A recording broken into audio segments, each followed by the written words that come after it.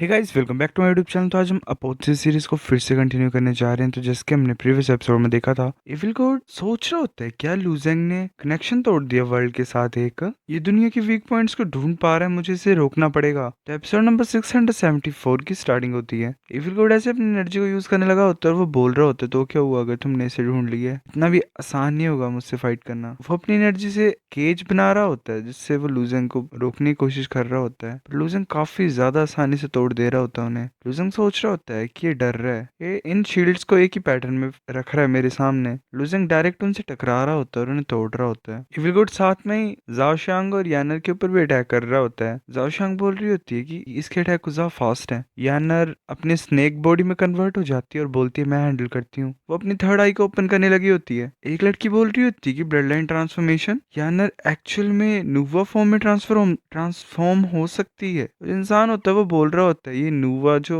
है और जो ये लड़की है, क्या ये एनर्जी शाफ्ट है इसके सर के ऊपर? फूशी अच्छे से जानता होगा चीजों को। वो जो बॉल्स आ रही होती है उनकी तरफ, नुवा ने स्लो मतलब जो यानर होती है वो स्लो कर देती है उन बॉल्स को नीचे गिरने से। वो बोलती है कि मैंने रोक दिया, थोड़ा सा स्लो कर दिया है, जल्दी करो अब। लुजंग ऐसे तोड़ रहा होता है बैरियर्स को, एक नहीं टूटता। लुजंग हैरान हो जाता है, वो सोच रहा होता है चलो मैं अपनी सोरिंग स्नेक स्वॉर्ड को यूज करता हूँ। वो इंपीरियल स्वॉर्ड सील को एक्टिवेट करता है और अटैक कर देता है। एक स्नेक रिलीज होता है जो एक्चुअल में काम करता है मेन। वो साथ में true meaning of 3 energy construction को भी यूज करता है और लास्ट वाइट स्पॉट को खत्म कर देता है। इविल गॉड बोल रहा होता है कि जो वर्ल्ड है वो टूट रहा है। जो स्नेक होता है वो बिल्कुल इविल गॉड के मुंह के पास पहुंच जाता है और उसे काफी ज्यादा जोर की लगती है। वैसे नीचे पड़ा होता है, लुजंग ने अपनी स्वॉर्ड उसके सामने की होती है। लुजंग बोल रहा होता है कि तुम हार गए हो। इविल गॉड बोलता है तो अच्छा चीजें ऐसे खत्म होंगी? तुम ये सोच रहे हो कि मुझे मारने से सब कुछ ठीक हो जाएगा? ये दुनिया शुरू हो चुकी है चलना, सभी मरेंगे यहाँ पे। फिर ऐसे ही इविल गॉड की जो एनर्जी होती है, वो आर्मर होता है, वो खत्म हो जाता है, वहां से गायब हो जाता है और जो उसका वर्ल्ड होता है वो भी गायब हो जाता है। इविल गॉड हैरान होकर बोल रहा होता है किसी क्या हुआ, ये रुक क्यों गया? नहीं, मैं अभी भी कंप्लीट कर सकता हूँ इसे, तुम मुझे ऐसे धोखा नहीं दे सकते हो। वो ऐसे पड़ा होता है, वो बोल रहा होता है कि मैं वापस नहीं जाना चाहता हूँ। लुजंग बोलता है उस सिविलाइजेशन ने तुम्हें अकेले छोड़ दिया, अब तुम कुछ नहीं कर सकते हो। लुजंग उसे अपने वर्ल्ड में डाल लेता है। यानर बोल रही होती है कि ब्रदर ने उसे हरा दिया। जाओशांग बोलती है कि लुजंग ने फिर से सभी को बचा दिया।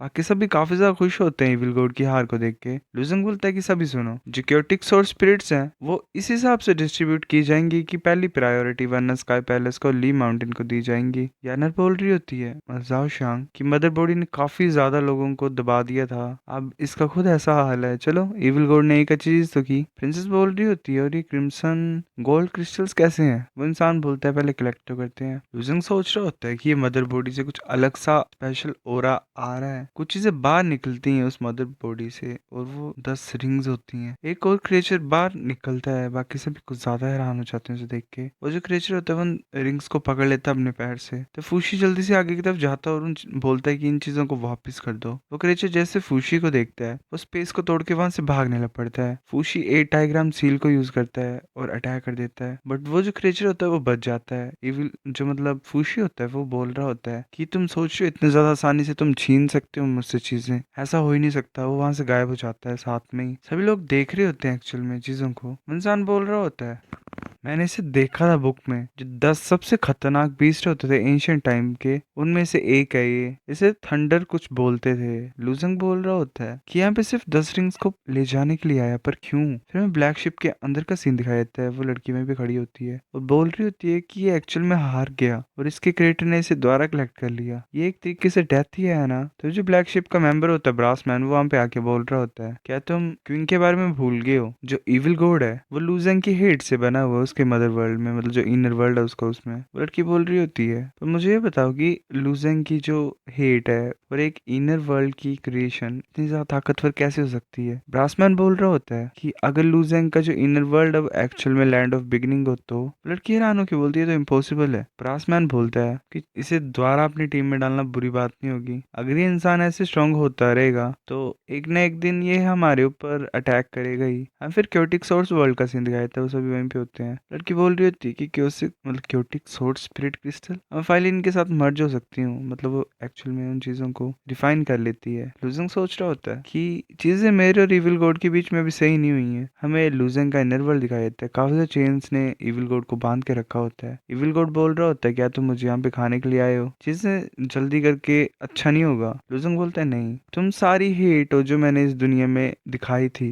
अगर मैं तुम्हें खा भी जाऊंगा फिर भी एक नया इविल गॉड पैदा होगा। मैंने तुम्हारे मेथड को रिमूव कर दिया, रिवर्थ लैंड को ब्लॉक करने वाला। अब मुझे अपने इनर वर्ल्ड में लेके चलो। हमें इविल गॉड के इनर वर्ल्ड का सीन दिखाया जाता है। वहां पे एक क्रिस्टल होता है जिससे थंडर रिलीज हो रही होती है। इविल गॉड बोल रहा होता है कि ये जेमस्टोन ये मुझे सेकंड हेवन से मिला था। नंबर बोलता है लूजेंग ये सेकंड फ्लो है। इतनी अच्छी किस्मत है मेरी। ये सिविलाइजेशन आर्टिफैक्ट है कैलकुलेशन सिविलाइजेशन का। मिशंस को इशू करता था और जब मैं कंप्लीट करता था उन्हें मुझे रिवॉर्ड मिलते थे। वैसे ही मतलब एक क्यूब जैसा होता है। वो बोल रहा होता है कि ट्रेजेडी ऑफ सेपरेट एबिस रेस जो था मिशन वो फेल हो गया तो मैं रिवॉर्ड नहीं मिलेगा। सेमी क्योटिक्स और स्पिरिट क्रिस्टल्स वाला फेल हो गया तो रिवॉर्ड नहीं मिलेगा। माइस रेस को खत्म करने वाला भी फेल हो गया तो रिवॉर्ड नहीं मिलेगा। इविल गॉड बोल रहा होता है कि असैसिनेशन मिशंस देता था मेरे नेचर की बेसिस पे। लूजंग बोलता है ठीक है, मैं अभी के लिए सिविलाइजेशन आर्टिफैक्ट और जेमस्टोन्स को बना लेता हूँ अपना। फिर हमें कुछ टाइम के बाद का सीन दिखाया जाता है। लूजंग सारे क्रिस्टल्स को अब्सॉर्ब कर लेता है और एक तरीके से उसे वन टाइम बॉडी एनहेंसमेंट भी मिलती है। लूजंग सोच रहा होता है कि मेरी बॉडी स्ट्रॉन्ग फील हो रही है तो मैंने अपना पहला मिशन कंप्लीट कर लिया। सो गाइस ये एपिसोड इतना था। अब नेक्स्ट लाता हूँ मैं कुछ दिनों में, तब तक के लिए आप इंतजार करो। मिलते हैं आपसे कुछ दिनों में। बाय।